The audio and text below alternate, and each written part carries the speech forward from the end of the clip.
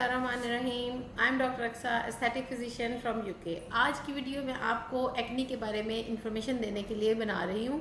सबसे पहले मैं आपको बताऊँगी कि एक्नी होती क्या है। एक्नी जो हमारे स्किन पे पोर्स होते हैं, अगर वो ब्लॉक हो जाएं तो एक्नी जनरेट होती है। और ये पोर्स ब्लॉक कैसे होते हैं? जब हमारे जो ग्लैंड्स है जो कनेक्ट होते हैं इन पोर्स के साथ, वो एक्सेसिव प्रोडक्शन शुरू कर देते हैं ऑयल की, तो ये ऑयल और डेड सेल्स मिल के इनको ब्लॉक कर देते हैं। और इनको जो ब्लॉकेज फॉर्म होती है उसको हम कह सकते हैं कि ब्लैक हेड और वाइट हेड और पस्ट्यूल्स जो होते हैं इनको ब्लॉक कर देते हैं। अगर आपके चेहरे पे ब्लॉक्ड पोर्स होंगे तो एक्नी जनरेट होगी। अगर आप इनको क्लीन रखेंगे तो एक्नी जनरेट नहीं होगी। और साथ में ऑयल की प्रोडक्शन को भी कंट्रोल करना है।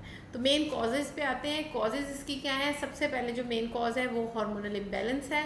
हार्मोनल इम्बैलेंस हो तो एक्नी जनरेट हो सकती है। इसके अलावा कुछ कॉस्मेटिक्स हैं जो ऑयल बेस्ड होती हैं और हम उसे बगैर देखे यूज़ कर रहे होते हैं, जिसकी वजह से ऑयल की प्रोडक्शन और ज़्यादा होना शुरू हो जाती है और एक्नी जनरेट हो जाती है।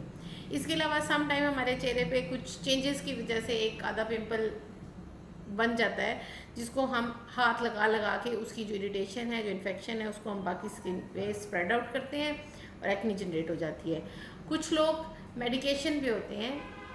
कुछ ऐसी मेडिकेशन है जो ऑयल की प्रोडक्शन को ज़्यादा कर रही होती हैं और एक्नी जनरेट कर देती हैं। ठीक है, ये तो कुछ मेन कॉजेज़ थी। अब हम कुछ ट्रीटमेंट के बारे में बात करते हैं। सबसे पहले है कि एक्नी अगर स्टार्ट हुई है और उसमें ज़्यादा इन्फेक्शन नहीं हुई तो उसकी क्या ट्रीटमेंट हो सकती है। अगर एक्नी जनरेट हुई है तो आप होम रेमेडीज़ से भी इसको ट्रीट कर सकते हैं। जैसा कि आजकल आपको पता है कि कोरोना सीज़न है, हर कोई बाहर निकलने से घबरा रहा है, तो आप इसको घर पे ट्रीट कर सकते हैं। सबसे पहले आप एप्पल साइडर विनेगर अप्लाई कर सकते हैं, टी ट्री ऑयल अप्लाई कर सकते हैं, और ग्रीन टी को आप बना के उसको ठंडा करके उसको एक पफ बॉटल में आप रख के, स्प्रे बॉटल में, उसको रात को आप 1-2 पफ लें, उसको ड्राई होने दें और सो जाएं। ठीक है, ये होम केयर होगी। इसके अलावा मैं आपको बताऊंगी कि कुछ एक्नी बहुत ज़्यादा एग्रीवेट हुई होती हैं, जिनमें बहुत ज़्यादा इन्फेक्शन हो जाती है। अगर इन्फेक्शन क्रिएट हो तो उसमें बैक्टीरिया होते हैं, बैक्टीरिया की वजह से पस जनरेट हो जाती है एक्नी में। सबसे पहले आप डॉक्टर को कंसल्ट करेंगे। अगर स्वेयर एक्नी है, एक्टिव है, बहुत स्वेयर है, तो डॉक्टर को कंसल्ट करेंगे। In the form of tropical creams और ओरल एंटीबायोटिक आप यूज़ करेंगे। डॉक्टर आपको एडवाइस करेगा, डॉक्टर से मिलें, डर्मेटोलॉजिस्ट से मिलें और उससे ट्रीटमेंट लें एक्नी का। उसके साथ साथ एस्थेटिक्स की तरफ अगर हम आते हैं तो एस्थेटिक्स में हमारे पास जो ट्रीटमेंट्स है उसमें माइक्रोनीडलिंग, PRP, केमिकल पील्स और लेज़र ट्रीटमेंट है। लेज़र ट्रीटमेंट में आजकल जो एडवांस जो टेक्निक्स चल रही है, जिसमें लेज़र फेशियल है। आप लेज़र फेशियल ले सकते हैं, जिससे ऑयल की प्रोडक्शन बहुत अच्छी कंट्रोल हो रही है। आजकल के वेदर में मैं आपको एडवाइस करूँगी कि आप लेज़र ट्रीटमेंट लें, लेज़र फेशियल लें। वो ऑयल की प्रोडक्शन को कम करेगा, आपकी एक्नी को ड्राई करेगा। और अगर आपके फेस पे एक्नी स्कार या एक्नी मार्क्स हैं तो उनकी ट्रीटमेंट के लिए आप PRP प्लस माइक्रोनीडलिंग लें।